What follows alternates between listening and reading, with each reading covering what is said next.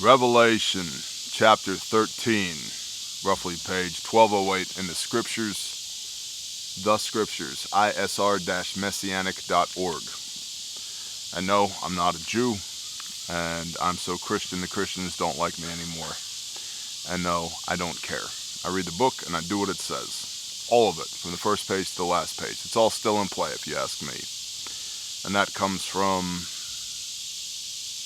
15 years of study, the last decade of intent study, and the last 5 years with a fullness of understanding that Messiah, does not do away with the commands. He restores us to the Father through the work that he did upon the stake to remove our sin, which is sin is lawlessness, 1 John 3 verse 4, so that we might live unto righteousness, which is Luke 1 verse 6, blamelessly walking in the commands, so we can 1 Peter 2:21 follow in his footsteps, which includes keeping the commands, so that you might live unto righteousness. But that's only part of what we're here to talk about today. So Revelation chapter 13. And I, John, stood on the sand of the sea. So he's at the beach, if you will. The sand of the sea, looking out into the ocean. The Hebrews were a desert people. The ocean scared the pants off of them. They were not fans, okay? Not a big fan of the water. Many of them couldn't swim. And I saw a beast coming up out of the sea, having 7 heads and 10 horns, and on his horns 10 crowns, and on his head the names of blasphemy. Well, here's the beast right here. What is this beast? Very likely tied to Leviathan, the sea creature, that's named in other books of prophecy, which is named as the enemy of the Hebrews. I believe it's in Jeremiah. So here's this beast, comes up out of the sea, having 7 heads and 10 horns, and 10 crowns on him, and on his head the names of blasphemy. Well, these heads have been thought to be, and there's a huge amount of biblical interpretation in this, and I'm trying to boil this down as best as I can. These heads have been considered to be like nation states and or kingdoms, okay? And the horns represent power. So there's 7 heads but 10 horns. Well, what if a kingdom or a nation state changes leadership but retains its power, okay? And on his 10 horns, 10 crowns. Well, the horns are power and the crowns are authority, like a king, like a leader. And on his heads, these nation states or these kingdoms, the names of blasphemy. And you can do as much digging on this as you would like to, but there have been essentially 7 different nation states, kingdoms, if you will, throughout the history of the Bible that have been enemies, deep enemies of the Israelites, the Father's chosen people. So this beast is one and the same, this multi-headed hydra. People nowadays will say, well, this is the United Nations, or this is NATO, or this is whatever global cabal you want to think of. Maybe that's possible, but in biblical historicity, these are different kingdoms that have arisen over the years, over the millennia, that have persecuted the Father's chosen people. It's also the antithesis, the counterpoint to the 7 churches, which are named in Revelation 1, when Yeshua begins his intro here in the book of Revelation. So you can see the 7 churches in Revelation. The counterpoint to that is this beast with 7 heads, okay? Because the enemy's a copycat. This Leviathan, this beast of old, is also discussed. Well, we'll read a little bit more and then we'll go to Daniel 7. And the beast I saw was like a leopard, and his feet were like the feet of a bear, and his mouth like the mouth of a lion. And the dragon, Satan, gave him his power and his throne and great authority. So his operational capability is coming from Hasatan, the enemy. But the fact that he even exists is ordained by Yah. Imagine that. Like, that's a weird concept to wrap our head around. One of these 7 heads of this beast is the Babylonian Empire, of which the Father's chosen people, Israel, went into captivity under. But they went into captivity in Babylon, not because the Babylonians were, had a great amount of military prowess and they were astute tacticians. They went into Babylonian captivity because they refused to listen to the Father. And so they cooled their heels in Babylon so that they could learn to be trustworthy of the Father again, learn to trust in Him. So the ultimate authority for all this happening in the first place comes from Yah. But for a time, Hasatan, the enemy, is pouring in his horsepower into this beast, the dragon. The dragon being Hasatan, the beast being this thing that's coming against the enemy.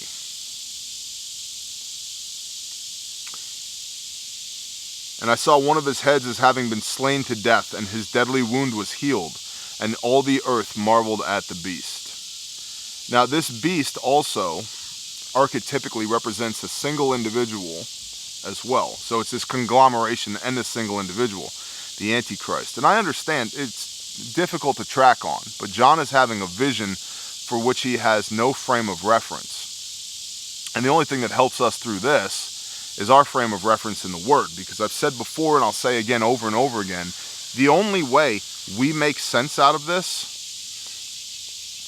is by understanding biblical prophecy, which comes from the Old Testament. So if you don't know the Old Testament, we're lost. We don't have a map sheet for how to navigate Revelation without an understanding of pre-existing biblical prophecy that comes before that one thin blank page in between 2 Chronicles and Matthew chapter 1. So this beast, the Antichrist, suffered a head wound. Now that might be the 7 heads, that might be one of these kingdoms looking as if it's going to be destroyed, a head wound, or losing their leadership, but then they come back. It could also literally be the Antichrist gets shot in the head, or a piece of rebar stuck through their head or something, and they miraculously survive. They should have been dead, but they weren't. And we'll see here in verse 4, and they worshipped the dragon, Satan, who gave authority to the beast. And they worshipped the beast, saying, who is like the beast? Who is able to fight with him? People are going to worship this scumbag. I want to point out here, because we're talking about the Antichrist, there is proof text for the Antichrist. If we go to 2 Thessalonians chapter 2, which we've done many times in our study here together, but it bears repeating, because most people have never read Thessalonians. And if they have, apparently they've missed this portion, assuming I can make my fingers work. Ephesians, Philippians, Colossians, 1 Thessalonians, 2 Thessalonians chapter 2, roughly page 1155 in the scriptures.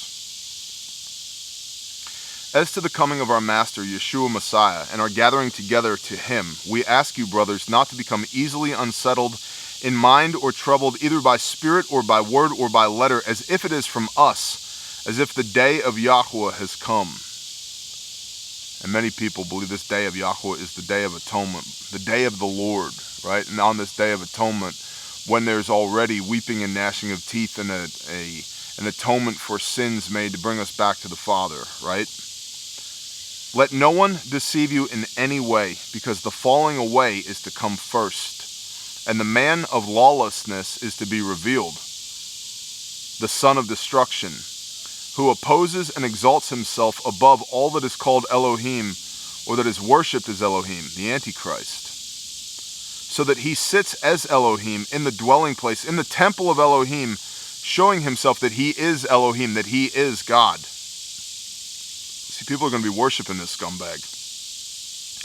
Do you not remember that I told you while I was still with you? This is Paul speaking, Shaul of Tarsus. And now you know what restrains, for him to be revealed in his time. Why are we still dealing with this guy? Because he has to be revealed in his time. What is his time? Revelation chapter 13. For the secret of lawlessness is already at work. only until he who now restrains comes out of the midst. Messiah restrains. Then the lawless one shall be revealed. The lawless one. What is sin? Sin is lawlessness. 1 John 3 verse 4. Then the lawless one shall be revealed, whom the Master, Yeshua, shall consume with the spirit of his mouth. And we'll see in Revelation 19, there's a sword in Yeshua's mouth that he is bodying people with, all these lawless people. And then the lawless one shall be revealed, whom the Master, Yeshua, shall consume with the spirit of his mouth, Isaiah 11:4, and bring to nothing with the manifestation of his coming, of Yeshua's coming. The coming of the lawless one is according to the working of Satan, the coming of the Antichrist. The opposite of Christ is lawlessness. That means that Christ is lawfulness. I know, this is not what we were taught in Sunday school. This is not what we're taught in pick your denomination anywhere. But it's what the Bible says. And there is a strong delusion, a great deception that has been sent. Why? To thresh, to separate the wheat from the chaff. Yeshua himself says, I will separate my sheep from my goats. Why do you think it is that in paganism and in Satanism the goat is revered? I'll tell you why. Because they believe it has free will, the ability to choose. Well, I've kept sheep, I keep sheep, and I've kept goats. I no longer keep goats. Because goats are lawless little a-holes. They suck. Way more difficult to keep than sheep. They don't hear the Master's voice and come. They do what they want to do. They're lawless. The coming of the lawless one is according to the working of Satan, with all power and signs and wonders of falsehood. The beast, the false prophet, Hasatan, the Antichrist. This is what Shaul of Tarsus is talking about here. And with all deceit of unrighteousness. What does it mean, deceit? To be deceived. With the deception of unrighteousness. Righteousness is blamelessly walking in the commands. So what is the deception of unrighteousness? Being deceived that you don't have to keep the commands. And again, look this stuff up with your own eyeballs in your own Bible. Don't take my word for it. Don't subcontract your faith to me. Read it yourself with your own eyes. Luke chapter 1, the Gospel of Luke, verse 6. Righteousness is blamelessly walking in the commands of Yah. That's the New Testament definition. So there's this deception of not having to keep the commands, with all deceit of unrighteousness in those perishing. Those lawless people will be the ones perishing. Yeshua says in Matthew 7:21, Master, Master, have we not prophesied in your name and cast out demons in your name and done many mighty works in your name? And truly, truly, I shall say unto them, depart from me, you who work lawlessness, for I never knew you. Get away from me, you lawless people. So those are the people who will be perishing, because they did not receive the love of the truth in order for them to be saved. What is the truth? 1 Peter 2:21, for this you were called, that Messiah, having suffered for your sins, that you might walk in his steps, that in him there is no sin, no lawlessness, and no deceit was found in his mouth. No deceit of unrighteousness. That's the lawless one's job, not Messiah. Who being reviled, being hated, did not revile in return, but committed himself to him who judges righteously. That's Yahweh our Elohim. Who hung upon the timber for your sins, for your lawlessness. For you were like sheep who had gone astray. Lawless ones. But have now returned to the shepherd and overseer of your souls. 1 Peter 2:21. The love of the truth in order for them to be saved. And for this reason Elohim sends them, those who are under the deceit of unrighteousness, a working of delusion, for them to believe the falsehood, in order that all should be judged, who did not believe the truth, but have delighted in unrighteousness. You see how pertinent 2 Thessalonians chapter 2 is to Revelation 13? It's a big deal. It explains the why this is going on, and it clarifies who the good guys are and who the bad guys are. Okay? So now let's flip back to Revelation 13. We'll go back to verse 4. And they worshipped the dragon, Satan, those folks that were not sealed in the forehead by Yahweh or Elohim, those that don't belong to Yah. They worshiped the dragon, Satan, who gave authority to the beast, and they worshiped the beast, saying, "Who is like the beast? Who is able to fight against him?" And he was given, the beast, a mouth speaking great matters and blasphemies, and he was given authority to do so for 42 months, 3.5 years. Now this is during the same time period that the two witnesses at the Temple Mount are prophesying in the name of Yahweh for 42 months. 3.5 years. So again, there's this epic rap battle going on between Yah's people, two unassuming prophets, two of them. And how does that dovetail into the New Testament?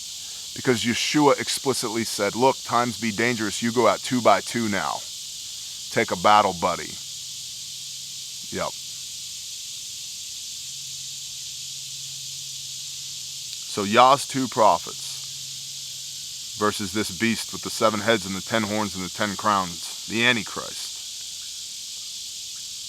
And he, the Antichrist, opened his mouth in blasphemies against Elohim to blaspheme his name and his tent, his tabernacle, and those dwelling in heaven. And it was given to him to fight with the set apart ones, the saints, and to overcome them.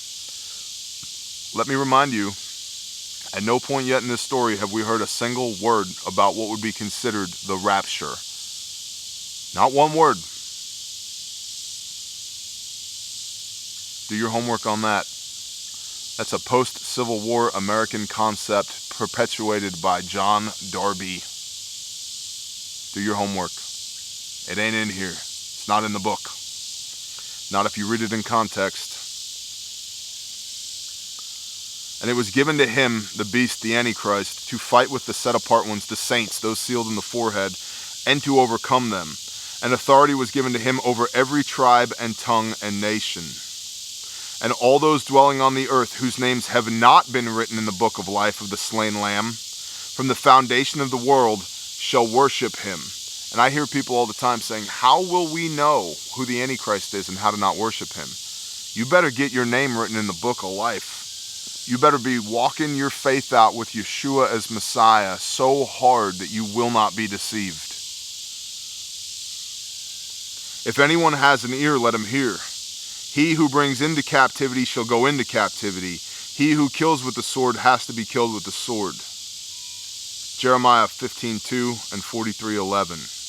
Here is the endurance and the belief of the set apart ones. Now this is considered to be understood again as biblical prophecy. He who brings into captivity shall go into captivity. He who kills with the sword shall be killed with the sword. It's understood that there are different roles for the saints, the set-apart ones in end times, some of which shall be in captivity and then shall bring others into captivity. Some of which will kill with the sword and then be martyred killing with the sword. Here's the endurance of the beliefs of the set-apart ones. Some of which, these saints, are preparing a refuge in the wilderness for the woman, the remnant of the church that we saw at the end of chapter 12. So that there's a place for these people who were Yah's people but were in Babylon. There's a place for them to go. We just read Isaiah 45 not that long ago. The destruction of Babylon to bring the Father's people out of Babylon so they can rebuild the temple. We're seeing the parallel of that here in Revelation. Here's the endurance and the belief of the set-apart ones. Endurance. You're going to have to endure. It's going to be rough, y'all. This is not going to be fun times. This is not a good day. It's a bad day. And the belief, we have to remember when this Antichrist arises, what do we believe? Who do we believe? What do we know to be true? Who do we put our hope and our faith and our love in? The world and its false prophet and the beast system and the Antichrist, or Yahuwah our Elohim, who goes to war, who fights for us? Exodus 15 verse 3, Yahuwah is a warrior, Yahuwah is his name. He lives to intercede for his people. He loves us enough to destroy all of the evil out of the world once and for all, that we will never have to deal with it again, so that we can continue to worship him in truth and in love. And this chapter 10 here, or verse 10 here, Here's the endurance and the belief of the set apart ones. If you look to the next page, Revelation 14:12. Here's the endurance of the set apart ones, the saints. Here are those guarding the commands of Elohim and the belief of Yeshua Messiah. It's both. How do you be a saint? How do you survive this period of time? Here's the endurance. How do you endure? Here are those guarding the commands of Elohim and the belief of Yeshua Messiah, both together. Back to 13:11. And I saw another beast coming up out of the earth, and he had 2 horns, horns representing power, like a lamb, but not a lamb. Remember, who's the lamb slain from the foundation of the world? Yeshua is. But he spoke like a dragon. So he's like the lamb, but he speaks like Satan. Who is this beast? This is the false prophet. And he exercises all the authority of the first beast in his presence, the authority of the Antichrist, and causes the earth and those who dwell in it to worship the first beast, whose deadly wound was healed.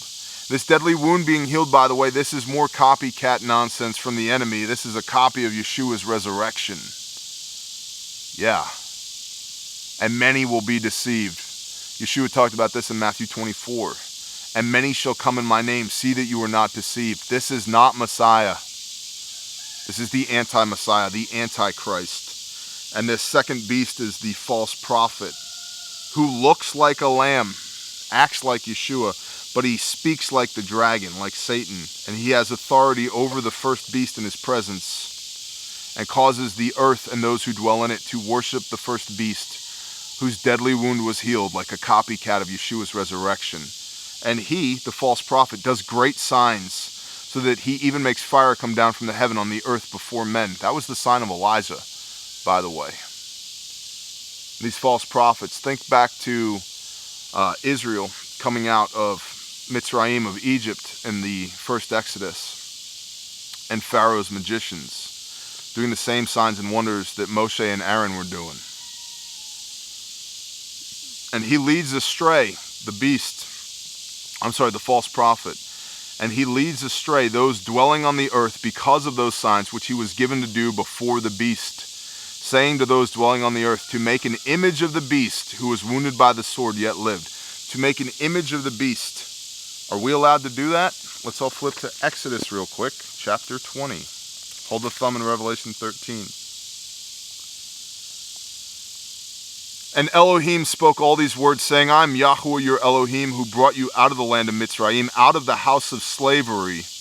You have no other mighty ones against my face. There is no God but God. You do not make for yourself a carved image or any likeness of that which is in the heavens above, or which is in the earth beneath, or which is in the waters under the earth. Where did the beast come from?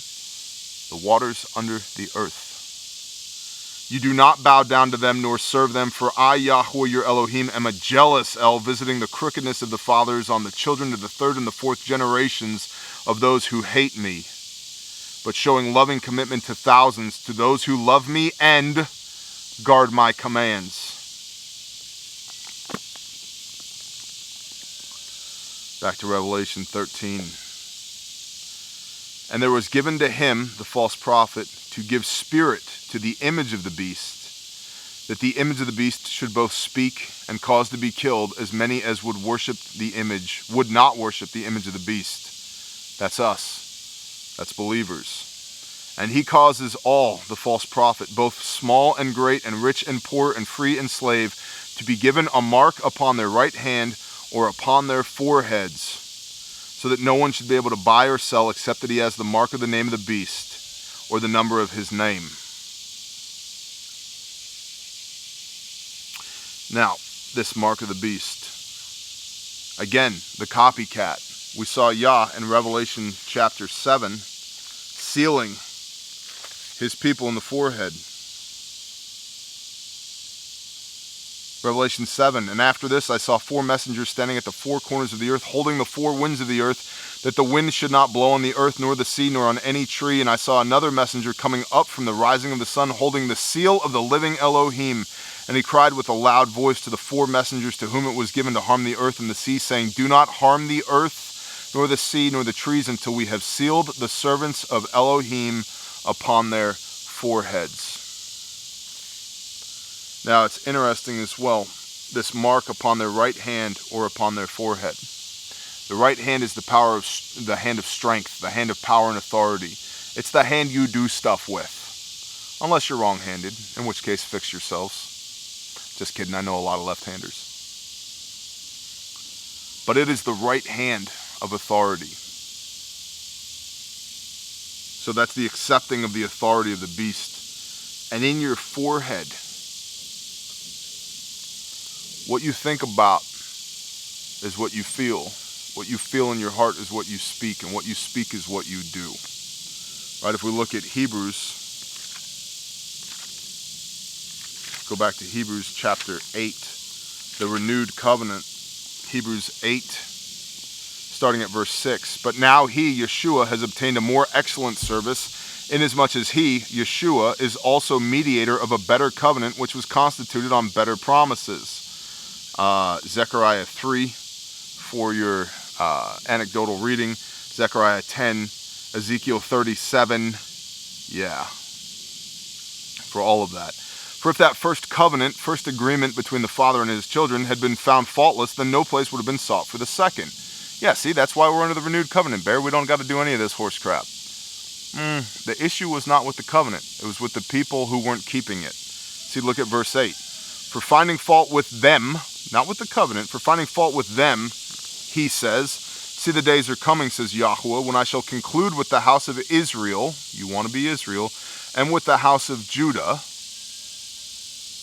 the grafted in Christians and the Jews, those that have a testimony of Yeshua HaMashiach and keep the commands, a renewed covenant. And by the way, this covenant is so new that it comes out of Jeremiah 31, verses 31 through 34. That's how new it is. It's so new you can find it in the Old Testament. Because this is word for word verbatim from the prophet Jeremiah.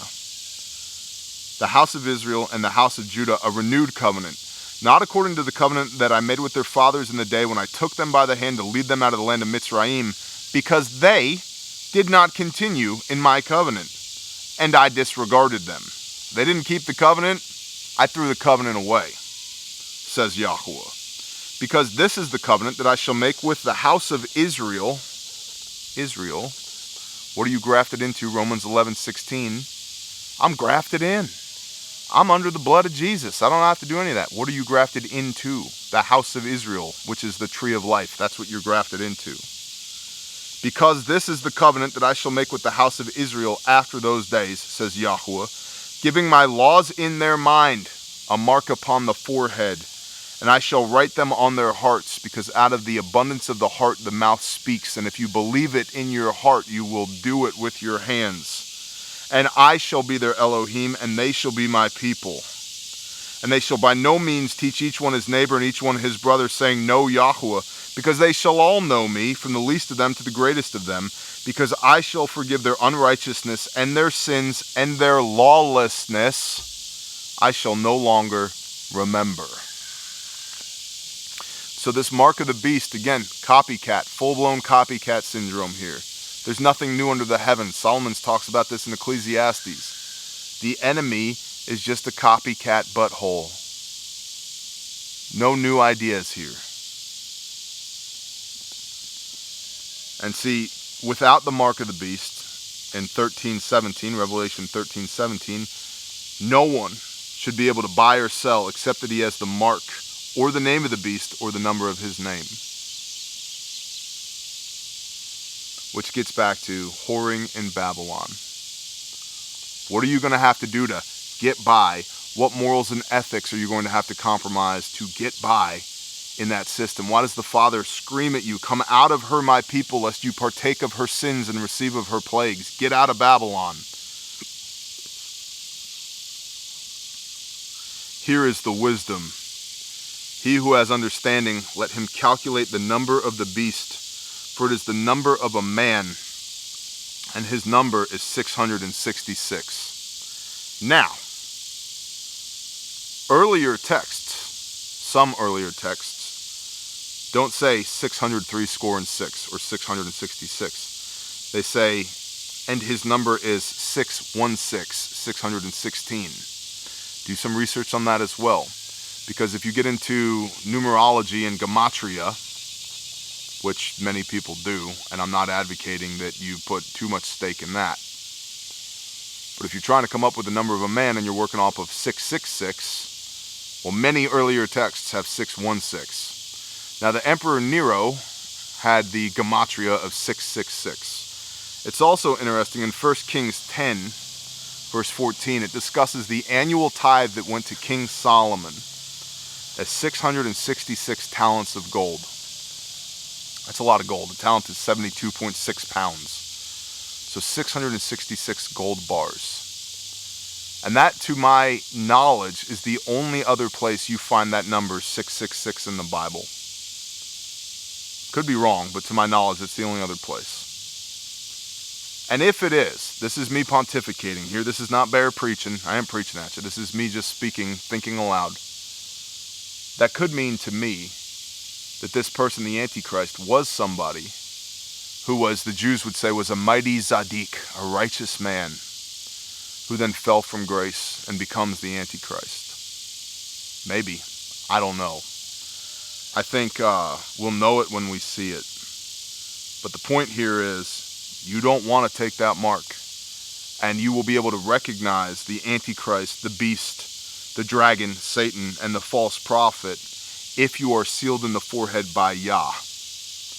And I wouldn't wait too long to get that done. Here's the endurance of the set-apart ones. Here are those guarding the commands of Elohim and the belief of Yeshua, Messiah. I appreciate y'all very much. Bless y'all. Shalom.